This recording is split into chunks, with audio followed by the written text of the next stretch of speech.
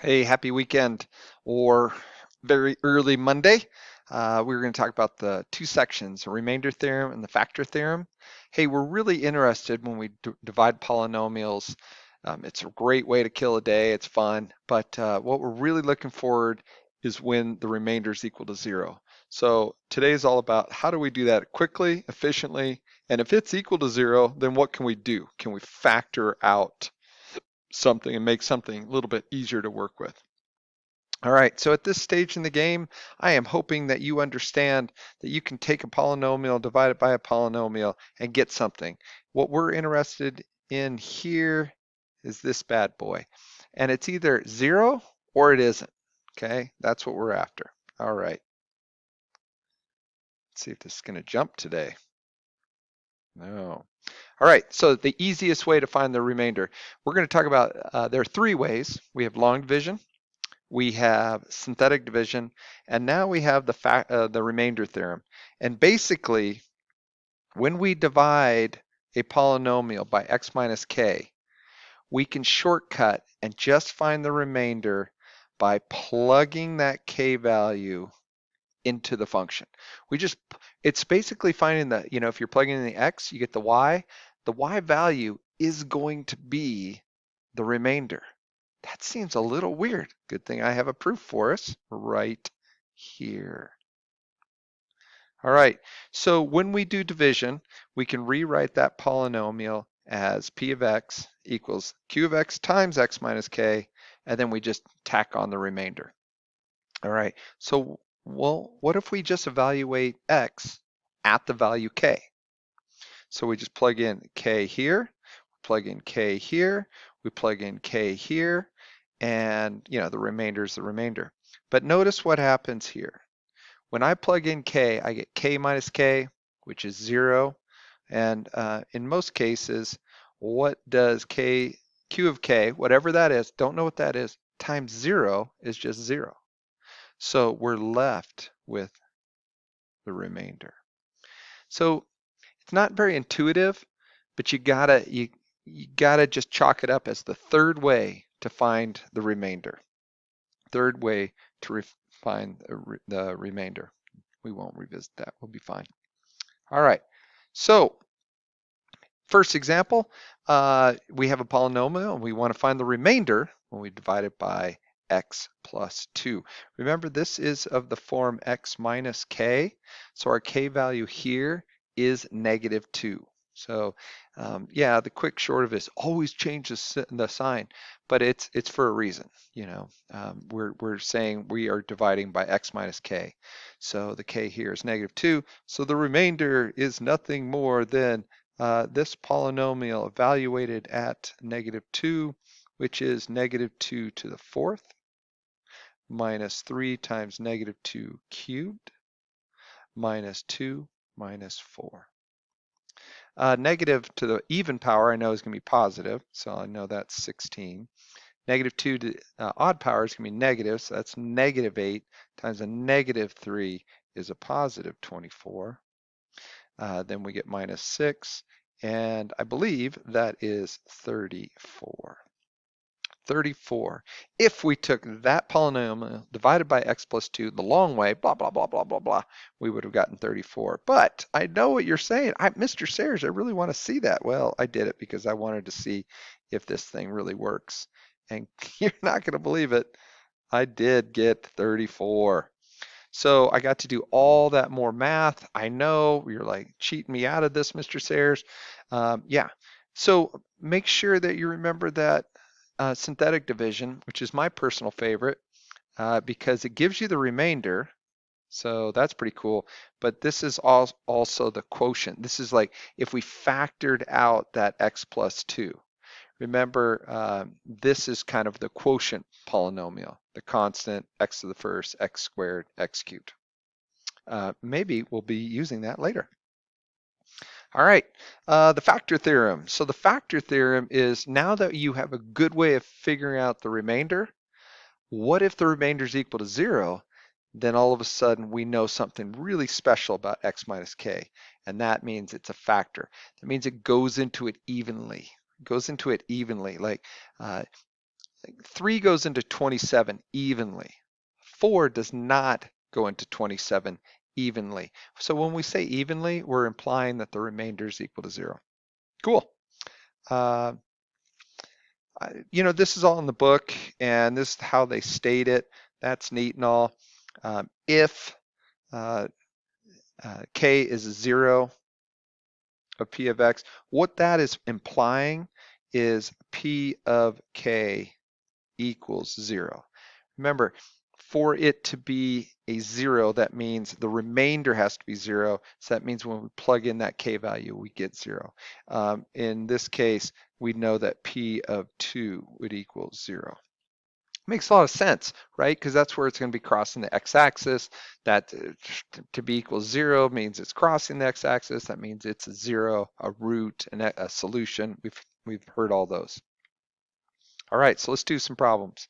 Find k given that x minus 2 is a factor. So some things you want to notice right away. If we say it's a factor, we're implying the remainder is equal to 0. All right, so we're looking at this polynomial, and we might as well notice right away we've got this k. So we don't even know what the polynomial is. However, since it's a factor, we know that p of positive 2 equals 0. That's what you want to get used to kind of realizing. If they tell you the remainder, or tell you it's a factor, or tell you the remainder is equal to 0, they're telling you basically kind of an equation that you can plug in. So let's plug in 2. We get 2 cubed plus 4k, because 2 squared is 4 times k, minus 3 times 2 plus 6. And we know, since it's a factor, we should get a remainder of 0. Awesome. So you can see how we're going to flesh out what k is. 8 plus 4k minus 6 plus 6. I'm going to do this as 4k equal to negative 8, k equals negative 2. All right, that's pretty cool. So now we know what the polynomial is. We know that x minus 2 is a factor. So then it says fully factorized. Just to kind of be clear about fully factorized, that means they want to break this up into something times something times something. So when we factorize the number 24, might write that as 2 times 2 times 3 times 2 again. Okay, so you're pulling all those prime factors out. All right, we already know that x minus 2 is a factor. So it would sure be cool to figure out what those are. Well, basically, we're going to use synthetic division. Synthetic division allows us to pull a factor out. We haven't done too much of that, so please pay attention to this. So I'm going to use synthetic division and kind of factor out the x minus 2. And I do that by setting it up. I know the coefficients now are 1.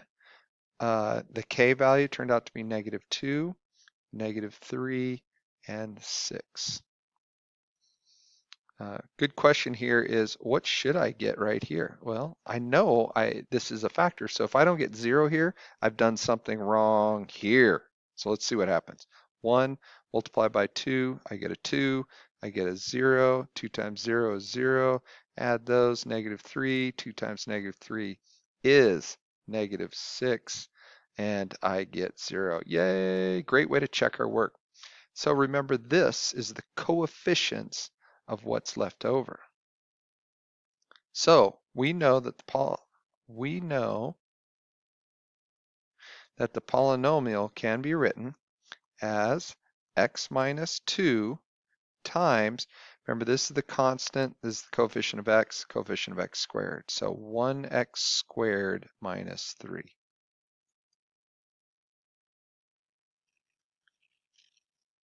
All right, I love it. We'll just leave it like that. That's factorized. Could we take that and factorize the x squared? You bet. I don't know what they have in the back, but maybe they do have. Remember, it's like x squared equals 3. Take the square root, so x plus the square root of 3 and x minus the square root of 3. Cool. All right. Uh, this one's a little longer, so I actually kind of just went through it. Show that z minus 2 is a factor of this polynomial. Now, do I get caught up reading? No, it's a polynomial. Show it's a factor, that means I'm going to show that the remainder is equal to 0. I can do that long division, I can do it synthetic division, or I can use the remainder theorem, meaning just plug the value in. For what? So there's two parts. And then we'll ask, shoot, can we do this at a second time? So I did this pretty quick, plugged in 2, got all this stuff, and man, there's an M in there. I'm not too sure what's happening, and I keep going, and I get 0. So it doesn't matter what M is. M cancels itself out, no matter what what M could be there. So since we plugged in 2, we know that z minus 2 is a factor of this polynomial. All right, so let's attack the second part of the question. All right. So it's saying that if z minus 2 is a factor, can we factor out another z minus 2?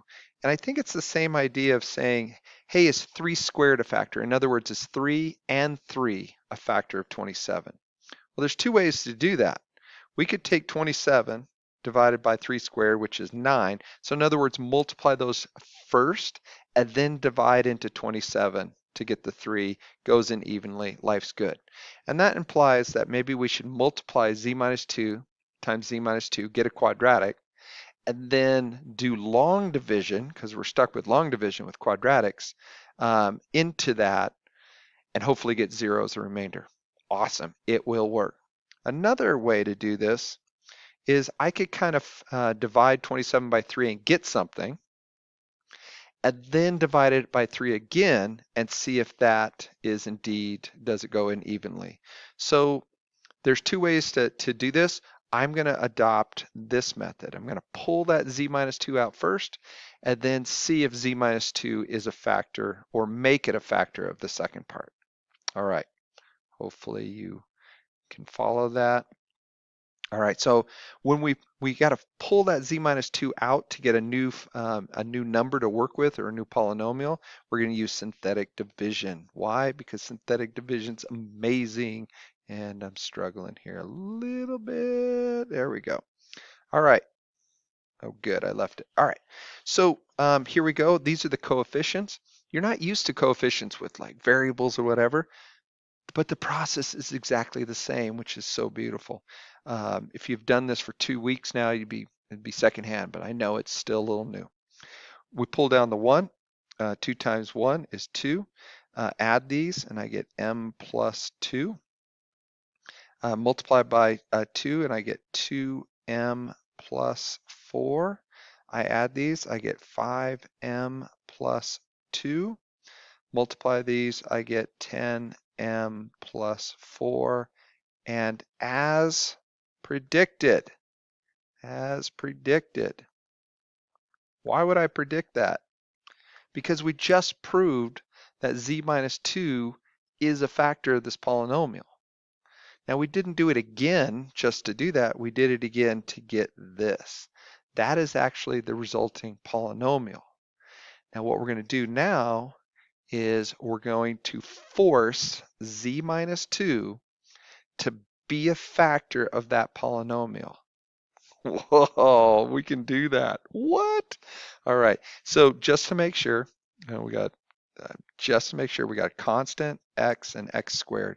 So this polynomial now, and I think it's of z, is going to be 1z cubed plus m plus 2 z, oh no, not z cubed, that's embarrassing, z squared, because constant, first power, second power, z plus 5m plus 2. Now we want to force z minus 2 to be a factor. So what we do is we write p of 2 is equal to 0. We're going to force this to be equal to 0.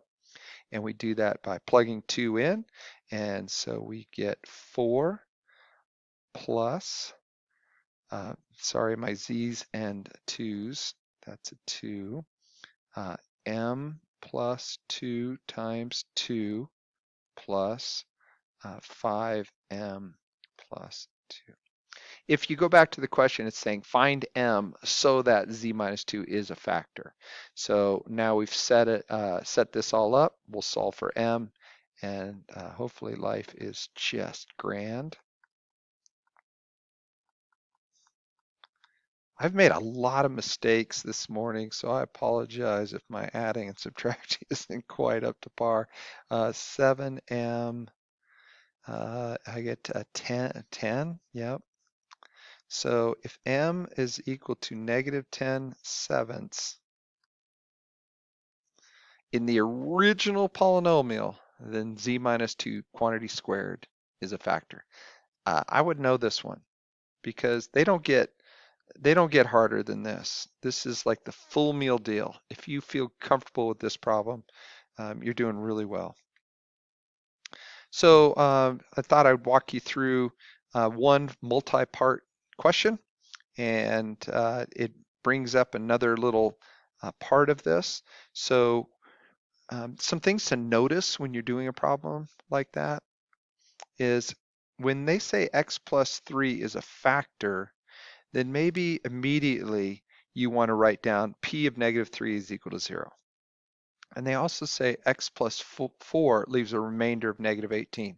They're implying that if I plug in negative 4, I get negative 18. So those are the sort of things you need to pull from this. I would notice that, darn it, I have two variables here.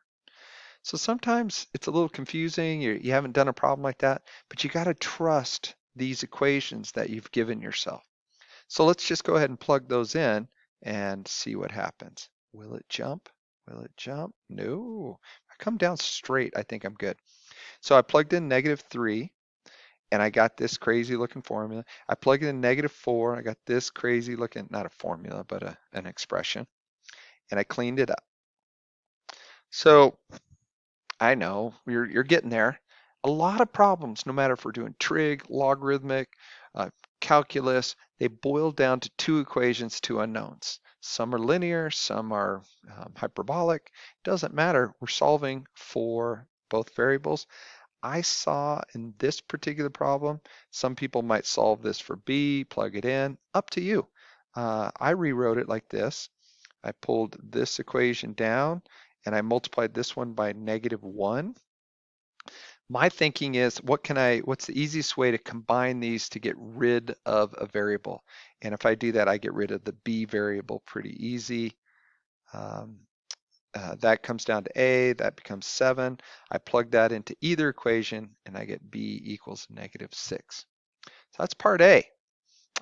Just pulling information off the problem and putting it together. So part B, now it's like, oh, is this going to get harder? No, it actually gets easier. Find the remainder when we divide this thing by x minus 2. So it is asking the question, what is p of 2? Because remember, the remainder is found by plugging in that k value. So I plugged it in. We know our a and our b from part A, and I got 60. Awesome. Haven't looked in the back of the book to see if that's right or not, but I'm feeling it. I'm feeling it. All right, let's go to C. So write p of x in the form of x plus 3, blah, blah, blah. Now this is new. Don't fall for it that we just kind of did this thing with x minus 2. So the first time I did this problem, I did it with x minus 2, think it was building. No, they went a different direction. It's weird. What you need to recognize on C is a couple things. One, there's no remainder. It's a factor times a factor. Plus 0 means it is that x plus 3 goes into it evenly. To me, that's telling me that p of negative 3 is equal to 0. Now, I'm just saying, I don't know if that's going to help me right now or not, but I'm just saying notice these little things. But it's also saying that maybe I could factor an x plus 3 out of the original polynomial, and then I'd probably be left with this. And that's where our good buddy synthetic division comes in. Synthetic division is a beautiful way to pull out linear factors. Oh, good, I left it. Thank goodness. So let's do it. I pull down a 2. I multiply that by 3 and I get -6. Combine those, I get 3. I get -9. Combine those, I get -2.